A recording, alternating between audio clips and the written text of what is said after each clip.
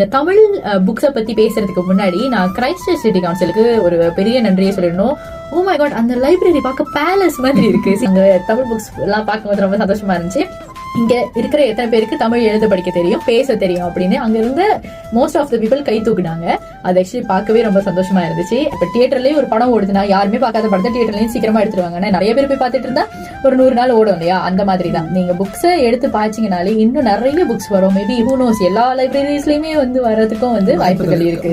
தமிழை நம்ம வளர்க்கணும், தமிழை அடுத்த தலைமுறைக்கு கொண்டு போகணும், தமிழை பேணி காக்கணும். தமிழ் மொழி நீங்க பாத்தீங்கன்னா இன்னும் காணாமல் போகாமல் ஒவ்வொரு உலகத்துல ஒவ்வொரு மூலையிலும் யாரோ ஒருத்தர் தமிழ் மொழியை வாழ வச்சுட்டு இருக்காங்க. இந்த சீனர்கள் தமிழ் மொழியை எடுத்து படிச்சுக்கிட்டு இருக்காங்க. ஜப்பானியர் பண்ற I think thanks to Rajinikanth தலைவர்.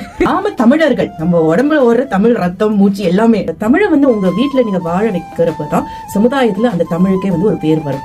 Because India is a beautiful country. அந்த சவுண்ட், அந்த மியூசிக், அந்த பீட்ஸ், அந்த எல்லாமே கம்யூனிட்டி குரூப்ஸ் வச்சிருக்காங்க. அதாவது ஹைக்கிங் போறதுக்கு வாங்க ஒன்னா ஹைக்கிங் போலாம். கேர்ள்ஸ்க்கு தனியா குரூப்ஸ் இருக்கு. Chennai is a city but Madras is an emotion.